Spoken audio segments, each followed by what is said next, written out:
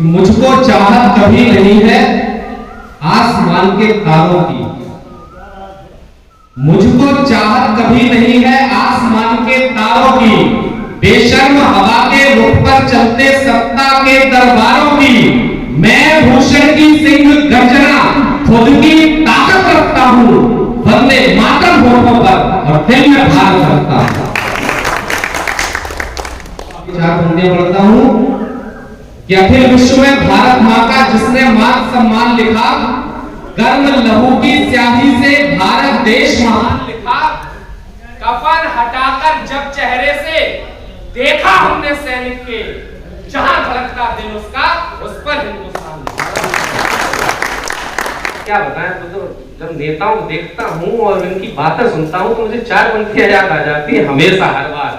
अशोक बत्रा जी सोनीपत के एक बड़े कवि हैं, हास्य कवि। उन्होंने लिखा कि एक नेताजी चुनाव में खड़े हुए, चुनाव तो चलते ही रहते, अब आपने प्रधानी भी की और जिला पंचायत सदस्य भी हो, और हिंदुस्तान है यहाँ तो हर साल वहां कोई ना कोई चुनाव आना है। कभी विधानसभा, लोकसभा, जिला पंचायत, ब्लॉक प्रमुखी, अरे इतने चुनाव हैं। तो एक नेताजी चुनाव में खड़े हुए, उन्होंने क्या किया, उन्होंने सोचा कि पहला वोट ऐसे आदमी से मांगो जो 100% मिल जाए, 100%, जिससे बोनी अच्छी हो जाए। अच्छा बंटी भैया ध्यान से सुनना, हो सकता है आपकी भी आत्मकथा हो सकती है। तो नेताजी का इसके लिए सबसे बढ़िया है कि अपनी पत्नी से मांगो, कोई वोट दे न दे पत्नी तो देगी। तो नेताजी पत्नी के पास गए। अशोक बत्रा जी लिखते, पंक्तियों का आनंद लेना और जो माए को लाइट की वजह से माहौल बिगड़ा उसे बनाना। कि नेता पत्नी से बोले, वोट मुझे देना प्रिय, अब के जो जीता तुझे दुनिया घुमाऊंगा। नेताओं की आदत है मांगा करने की। कि नेता पत्नी से बोले, वोट मुझे देना प्रिय, अब के जो जीता तुझे दुनिया घुमाऊंगा। पत्नी तो नक्के बोली, झूठे वादे करते हो, सारी तो दिलाई नहीं, दुनिया घुमाऊंगा। नेता बोले मान जा, नेता बोले मान जा, नहीं तो मैं विरोधी की पत्नी को लाके तेरी सौतन बनाऊंगा। और अब किसी का हाथ खामोश न रहे कि नेता बोले मान जा, नहीं तो मैं विरोधी की पत्नी को लाके तेरी सौतन बनाऊंगा। पत्नी भी बोली, वो विरोधी सारी दे गया है, कह गया है आजा तुझे मंत्री बनाऊंगा। तो ऐसे भी मंत्री बन जाते हैं लोग। अब बता देता हूं क्या कहा जाए, मतलब एक बार एक क्या हुआ, हवाई जहाज में 3 लोग जा रहे थे, एक नेताजी, एक छोटा बच्चा और पायलट। अचानक पायलट ने कहा कि इस पर तकनीकी खराबी आ रही, मुझे लगता है कि प्लेन क्रैश ना हो जाए। लेकिन दिक्कत यह है कि हम 3 लोग हैं और पैराशूट है 2, यानी एक को तो आज मरना ही पड़ेगा। अब सबसे ज्यादा कीमती जान किसकी? नेताजी की। नेताजी ने सबसे पहले पैराशूट उठाया और खुद कूद गए नीचे।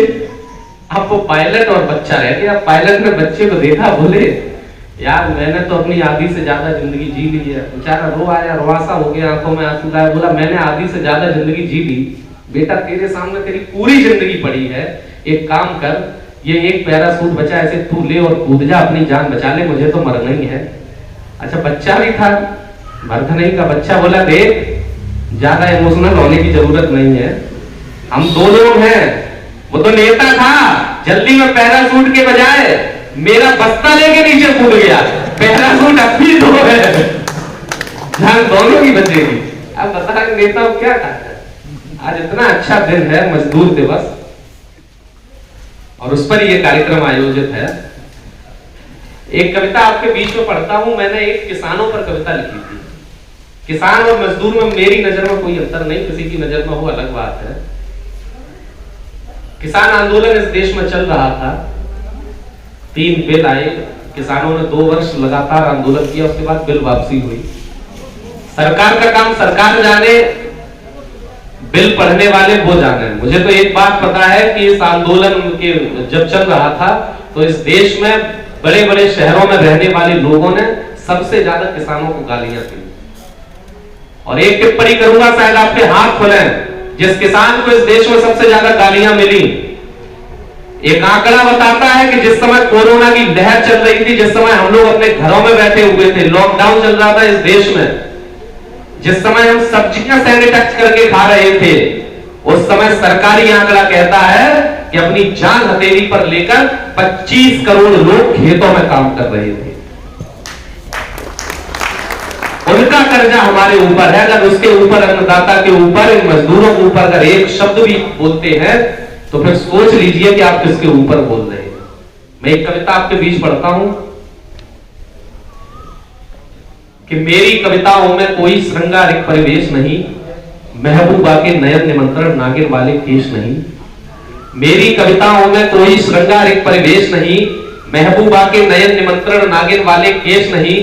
लैला मजनू की आपस में प्रेम गुजारिश भूल गया, रातें याद रही ननकू की, सावन बारिश भूल गया। आपकी तालियां कमजोर है, एक चीज आप समझ लीजिए, मजदूर दिवस है, इस पर कोई कवि कोविद विज्ञान विशारद कलाकार पंडित ज्ञानी, कवि कोविद विज्ञान विशारद कलाकार पंडित ज्ञानी, कनक नहीं कल्पना ज्ञान उज्जवल चरित्र के अभिमानी। इन विभूतियों को जब तक संसार नहीं पहचानेगा, राजा उसे अधिक पूज्य जब तक न इन्हें वह मानेगा। तब तक आग में पड़ी धरती इसी तरह अपनाएगी, चाहे कुछ भी कर ले पर दुखों से छूट न पाएगी। इसलिए कहते हैं कविता की टीआरपी क्या है, कवि सम्मेलन आप लोग करते हो, उसकी टीआरपी क्या है।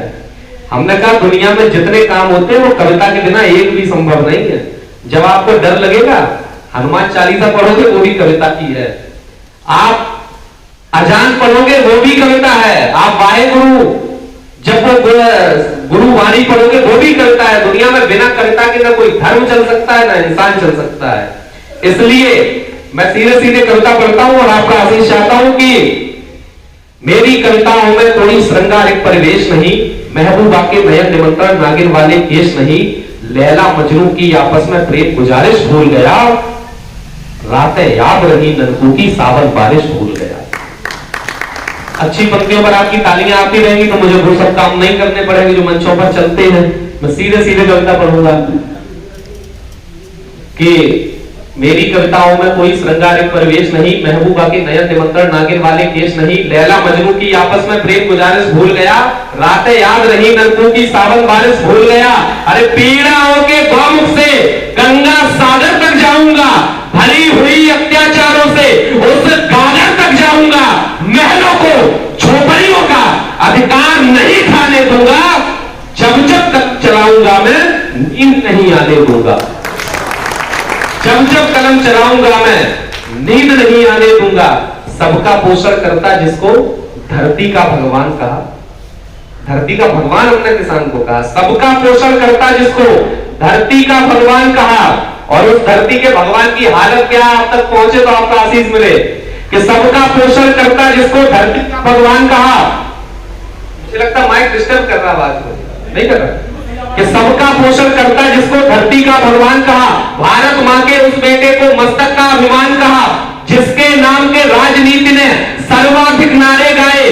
जय किसान की माला जपने वाले सिंहासन पाए, किंतु तरक्की वाला हमको घायल हर अरमान दिखा। सर्द रात में बिन कंबल के ठिठुरा हुआ किसान देखा। सर्द रात में बिन कंबल के ठिठुरा हुआ किसान देखा। हम लोग नेताओं पर ज्यादा फिदा होते हैं, नेताओं के पीछे चलते हैं, नेताओं के हिसाब से हम अपनी सोच भी बदल लेते हैं कि हमारा नेता ऐसा है, अगर वो कह रहा है तो सही है, इनका नेता कहना तो गलत है, चाहे इस तरफ की हो चाहे उस तरफ की हो। एक बात याद रखना, मैंने कभी लिखा था कि पुलिंदा झूठ का निकला जिसे अखबार कह बैठा। पुलिंदा पुलिंदा झूठ का निकला जिसे अखबार कह बैठा। जिन्हें बाजार कहना था उन्हें दरबार कह बैठा। जिन्हें बाजार कहना था उन्हें दरबार कह बैठा। और कवियों की बातें नेता नहीं सुनते हैं। क्यों नहीं सुनते हैं? कि मुझे कारण भी मालूम है कि वो नाराज क्यों मुझसे। मुझे कारण भी मालूम है कि वो नाराज क्यों मुझसे। अकेले में जो कहना था सरे बाजार कह बैठा। अब आदरणीय अशोक यादव जी बैठे हैं, इनकी सोहबत में रहा तो मैंने भी कुछ शेर लिखे। मैं 2 शेर पढ़ देता हूं, उसके बाद कविता पर ही आता हूं कि अपने भाई को भी भाई का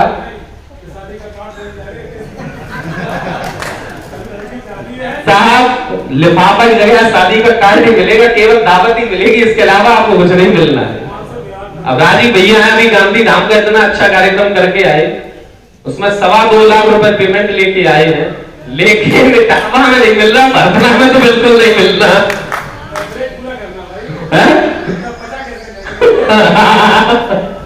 अपने भाई को भी भाई का दर्जा नहीं देते, हाँ गर्दन काट लेते हैं मगर हिस्सा नहीं देते, और सहारा तुमको देंगे ये कभी तुम आस मत करना, सियासी लोग हैं ये बाप को कंधा नहीं देते। आइए मैं पर आता हूं कि जिसके नाम की राजनीति ने सर्वाधिक नारे गाए, जय किसान की माला जपने वाले सिंहासन पाए, किंतु तरक्की वाला हमको घायल हर अरमान दिखा, सर्द रात में बिन कंबल के ठिठुरा हुआ किसान दिखा। भले अंधेरे में रहता हो किंतु उजाले बांट रहा, भले अंधेरे में रहता हो किंतु उजाले बांट रहा, खुद का खाली पेट रहा पर हमें निवाले बांट रहा।